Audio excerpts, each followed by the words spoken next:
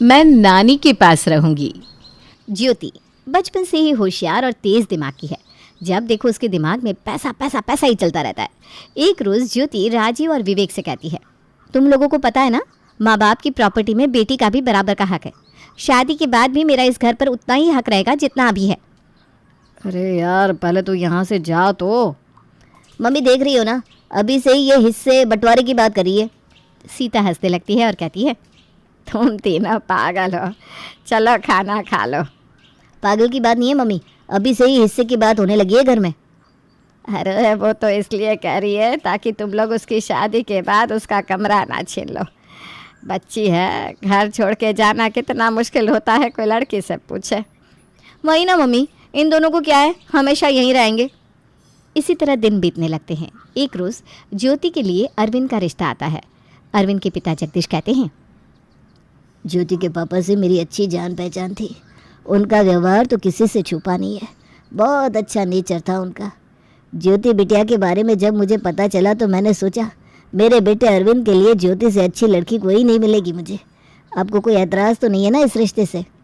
भाई साहब, मुझे ज्योति की शादी तो करनी है। जान पहचान में अगर शादी हो जाए तो इससे अच्छा क्या होगा। कम से कम मुझे कोई डर तो नहीं रहेगा। लेकिन बात यह है कि मैंने अभी ज्योति की शादी का सोचा नहीं है। अभी मेरे हाथ में पैसे नहीं हैं। अरे शादी के खर्च की आप चिंता मत कीजिए, आप अरविंद को देख लीजिए और दोनों बच्चे एक दूसरे को पसंद कर ले, बाकी मैं देख लूँगा। ठीक है, फिर कल शाम माता रानी के मंदिर में मिलते हैं, वहीं बच्चे एक दूसरे से मिल लेंगे। ठीक है, अब मुझे जाने की आज्ञा दीजिए। जगदीश वहाँ से चला जाता है। अगले दिन दोनों परिवार मंदिर में पहुँच जाते हैं। सीता अरविंद से कहती है, बेटा तुम और ज्योति अकेले में बात कर लो, आखिर तुम दोनों को ही तो निभाना है। हम तो आज मरे, कल दूसरा दिन। अरविंद ज्योति को लेकर मंदिर की दूसरी तरफ चला जाता है। दोनों बहुत देर तक आपस में बातें करते हैं। ज्योति मन ही मन सोचती है, लड़का तो पैसे वाला है, इसके घर में ना मुझे काम करने की टेंशन होगी और ना ही प्रॉपर्टी की। शादी कर लेती हूँ, बाद में सब कुछ अपने अंडर में कैसे करना है। उसमें तो ज्योति तू तेज़ पहले से ही है। अरविंद सोचता है, ज्योति सुंदर है, ज़्यादा हाईफाई भी नहीं है, मेरे घर को संभाल लेगी अच्छे से। पैसा तो किसी पर भी खर्च करना ही होगा, कम से कम कोई ऐसी आ जाए जिससे मुझे दिक्कत ना हो। थोड़ी देर बाद दोनों सबके पास चले जाते हैं और अरविंद कहता है, पापा मुझे इस रिश्ते से कोई एतराज़ नहीं है। मम्मी मुझे भी ये रिश्ता मंजूर है। फिर तो बहन जी झटपट शादी का मुहूर्त निकलवाइए, हमें ₹1,000 और नारियल के साथ अपनी बेटी दे दीजिए। ठीक है, मैं कल ही पंडित जी को बुलवाकर सगाई और शादी का डेट निकलवाती हूँ।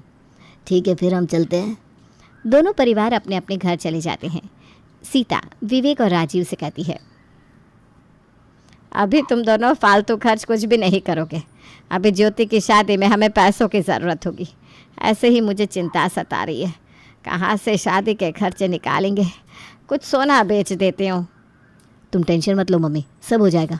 मैं और विवेक हमारे पास जो भी है वही पहन लेंगे। तुम ज्योति की तैयारी अच्छे से कर दो। मैं भी अपनी वही साड़ी में काम चला लूँगी। सीता पंडित जी को बुलवाकर शादी की डेट निकलवाती है। अगले महीने की 10 तारीख विवाह के लिए शुभ है, नहीं तो फिर 3 महीने तक कोई लगन नहीं है। तब सगाई की जगह सीधा शादी ही कर देते हैं। हाँ मम्मी ठीक है ना, सगाई का खर्च भी बच जाएगा। जितने दिनों सगाई रहेगी कुछ ना कुछ खर्च होता ही रहेगा। अरे लेकिन बेटा इतनी जल्दी तैयारी कैसे होगी? सब हो जाएगा मम्मी, मैं अपने दोस्तों को बुला लूँगा। ठीक है, फिर मैं समधी जी को बता देती हूँ। सीता जगदीश से बात करती है, समधन जी हमें कोई दिक्कत नहीं है, बहू जितनी जल्दी मेरे घर आ जाए हमारे लिए उतना ही अच्छा है।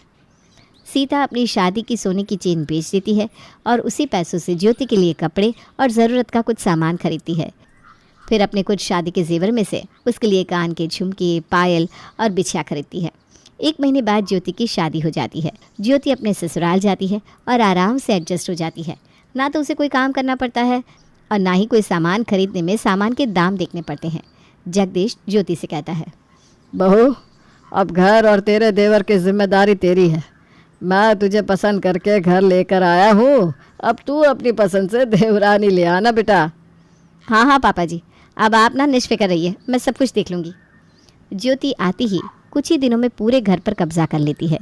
एक रोज़ ज्योति का देवर आनंद उससे कहता है, भाभी मुझे ना चाउमीन खाने का मन कर रहा है। भाई तुम्हें तो कुछ भी मन करे, मुझसे चाउमीन नहीं बनेगा, सुबह से इतने काम कर रही हूँ। तो फिर मैं खाना नहीं खाऊंगा। अरे ठीक है, जैसे आपकी इच्छा। मैं पूरा दिन काम करती रहती हूँ, लेकिन यहाँ लोगों की फरमाइश खत्म नहीं होती है। दुखी हो गई हूँ मैं तो। अरे ज्योति, ये तुम क्या बोले जा रही हो? ये तुम्हारा देवर है, तुम्हारे भाई के समान है। अरे तो मैं क्या करूँ, मरती रहूँ अकेली? आप देखो ज्योति ज्योति ज्योति, थक गई हूँ मैं। 1 महीने में लग रहा है कि 1 साल हो गया है। मैं अपने मायके जा रही हूँ आज। ज्योति कमरे में जाकर अपनी पैकिंग करने लगती है। मायके में भी अपना दबदबा बनाकर रखना होगा, नहीं तो दोनों भाई सारी प्रॉपर्टी चट कर जाएंगे। पापा के डिपॉजिट के पैसे भी आने वाले हैं, मुझे वो पैसे अपने अंडर लेने होंगे। मायके जाते रहना होगा और दोनों भाइयों की शादी से पहले ही मुझे बंटवारा कर देना होगा, ताकि भाभियाँ आने के बाद कुछ कर ही ना सके। ज्योति अपने मायके चली जाती है। इधर आनंद जगदीश से कहता है, पापा मेरी शादी करवा दो। आपने तो कहा था ऐसी लड़की ला रहा हूँ जो घर की जिम्मेदारी समझेगी, जो हम लोगों के लिए कुछ करेगी। पर भाभी तो इतना सुनाती है कि पूछो मत। मैं भी इसी चिंता में डूबा हूँ। क्या सोचकर ज्योति को पसंद करके लाया था और क्या हो गया पता नहीं। इतने भले इंसान की बेटी ऐसी कैसे हो सकती है? पापा एक काम कीजिए, आप वापस घर का हिसाब किताब अपने पास रखिए और आनंद की शादी के लिए लड़की देखना होगा हमें। जितनी जल्दी कोई आ जाएगी उतना अच्छा होगा, फिर ज्योति अपना नहीं चला सकेगी इस घर में। ठीक है बेटा, ऐसा ही करते हैं। उधर सीता ज्योति से कहती है, ज्योति बेटा कैसा है तेरा ससुराल? क्या बताऊँ मम्मी, इतना काम करवाते हैं ये लोग कि पूछो मत। सुबह से लेकर काम काम काम। 1 महीने में मेरा 2 किलो वज़न कम हो गया, क्या करूँ? अरे तू आराम कर, शादी के बाद पहली बार आई है तो 15 दिन तो रहेगी ना। मैं समधी जी से बात कर लूँगी। हाँ मम्मी, पता ये लोग ना मुझे आने ही नहीं दे रहे थे, ये बोलकर कि खाना कौन बनाएगा। क्या? पर समधी जी तो बहुत सीधे लगते हैं। क्या सीधे? सब कहने के लिए।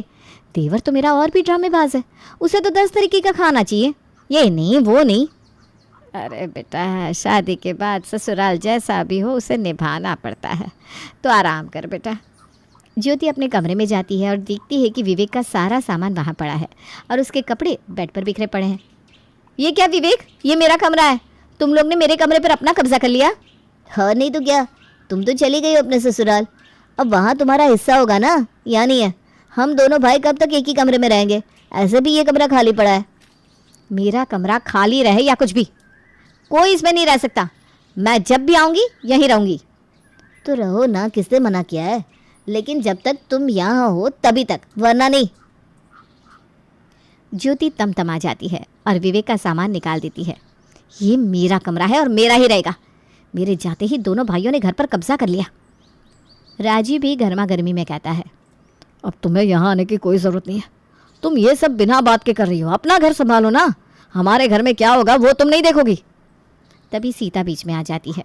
अरे बेटा तुम लोग शांत हो जाओ, वो बेचारी अभी तो पहली बार ससुराल से आई है। इतने में ही ज्योति बेहोश हो जाती है और सबको पता चलता है कि वो माँ बनने वाली है। ज्योति की माँ बनने की बात पर सब खुश हो जाते हैं।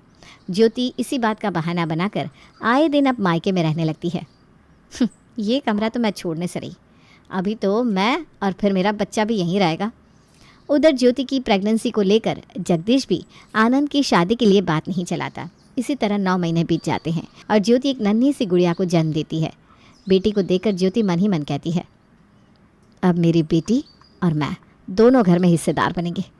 दादी के घर की सारी प्रॉपर्टी उसे ही मिलेगी और नानी के घर का एक हिस्सा भी। राजीव और विवेक बच्ची को अपनी गोद में लेते हैं। हमारी प्यारी भांजी, इसका नाम होगा नृत्या, क्योंकि नृत्या के आते ही सब नृत्य करने लगे। सब हंसने लगते हैं। नृत्या और ज्योति को अस्पताल से डिस्चार्ज करवाकर अरविंद अपने घर ले आता है। ज्योति 1 महीना भी ठीक से अपने ससुराल में नहीं रहती और सीता से कहती है, मम्मी विवेक या राजीव को मुझे लेने भेज दो ना, मुझसे ना नृत्या संभाल ही नहीं जा रही। ठीक है बेटा, कल ही विवेक आकर तुझे ले जाएगा। अगले ही दिन विवेक ज्योति और नृत्या को अपने साथ घर ले आता है। मायके पहुंचते ही ज्योति नृत्या को सीता के हाथ में पकड़ा देती है। मम्मी अब तुम ही इसे संभालो, मुझसे तो संभाल ही नहीं जाती। मेरे स्टिच अभी तक सूखे नहीं और मुझसे इतना काम करवाते हैं ये लोग कि पूछो मत। मैं बच्चे को देखूँ या घर के काम, दुखी हो गई हूँ मैं। जब तक ये 6 महीने की नहीं हो जाती मैं यहीं रहूँगी। हाँ हाँ बेटा रह ना, तेरा ही तो घर है। हाँ दीदी, नृत्या के साथ हमारा भी मन लग जाएगा। अपनी भांजी के लिए तो कुछ भी चाहिए तो बता देना, अब तो इसका मामा कमाता भी है। हाँ भाई। ज्योति अपने मायके में पहले की तरह ही रहने लगती है। उधर ज्योति के ड्रामे से परेशान जगदीश आनंद के लिए रिश्ता देखने लगता है। आनंद को देखने लड़की वाले आने वाले होते हैं। जैसे ही ये खबर ज्योति को पता चलती है, वो लड़की वालों को भड़का देती है और रिश्ता होते होते टूट जाता है। मेरी नृत्या ही वारिस बनेगी आनंद की भी। अपनी देवरानी को तो मैं इस जन्म में आने ही नहीं दूंगी। इसी तरह दिन बीतने लगते हैं और ज्योति आनंद का हर रिश्ता तोड़वा देती है। 6 महीने बाद ज्योति वापस अपने ससुराल जाती है। वहाँ पर नृत्या के कारण सब पर चढ़कर रहती और अरविंद से कहती है, अरविंद देखो, मैं कोई काम नहीं कर सकती हूँ। काम करूँ या इसे संभालूँ? मेरी देवरानी होती तो फिर भी मुझे दिक्कत नहीं होती, लेकिन आनंद का रिश्ता तो अब होने से रहा। तुम खाने के लिए ना कोई काम वाली रख लो। ठीक है, मैं रख लेता हूँ। और मेरे नृत्या के पहले जन्मदिन पर उसे कोई बड़ा गिफ्ट देना, सोने की चेन या कोई ज़मीन उसके नाम पर ले दो। अब घर में एक अकेली मेरी नृत्या तो है, तुम 3 आदमी मिलकर इतना तो दे सकते हो ना।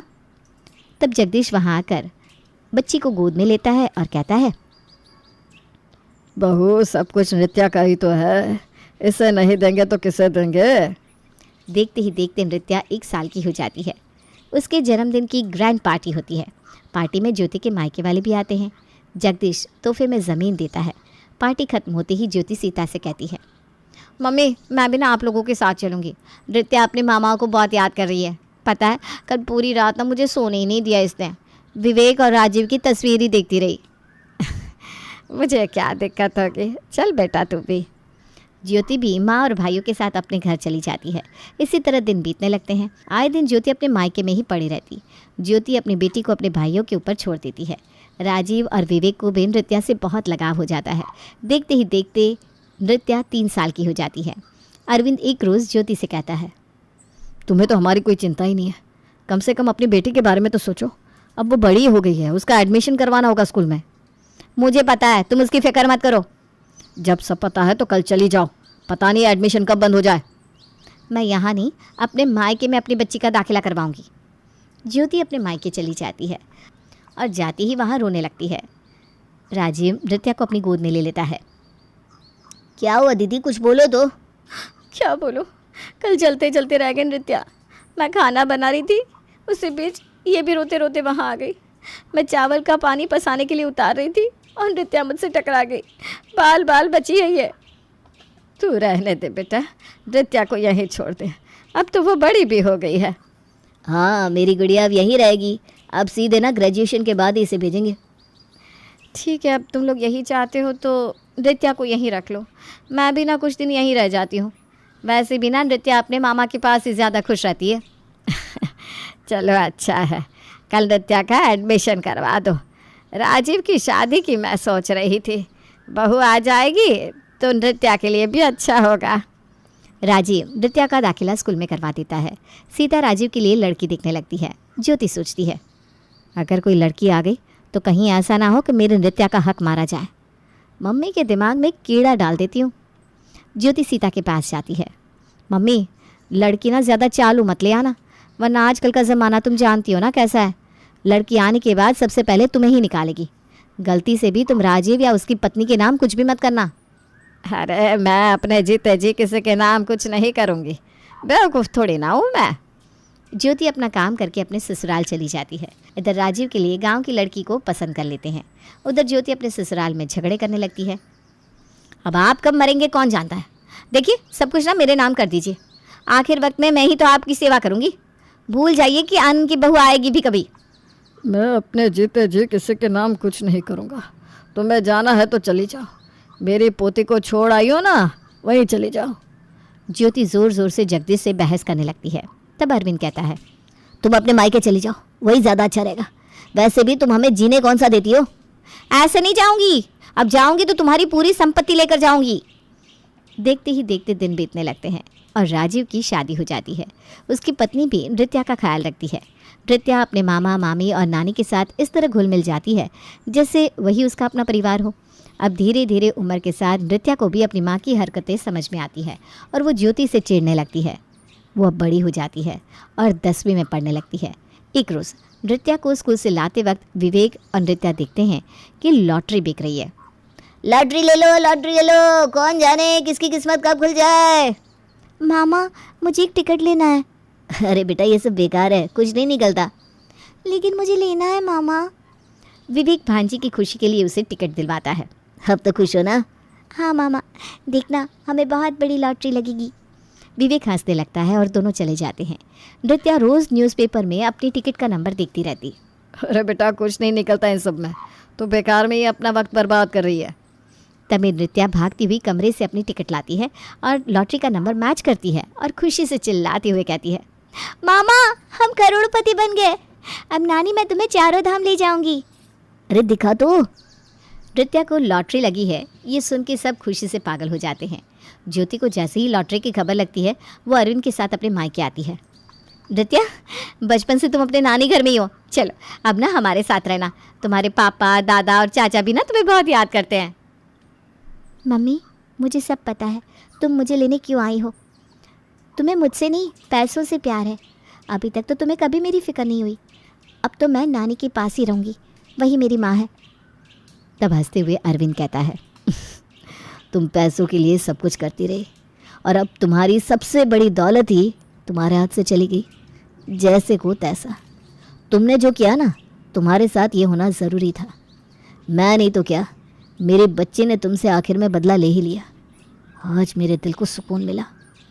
ज्योति का मुंह बन जाता है और वो वापस अरविंद के साथ अपने ससुराल चली जाती है।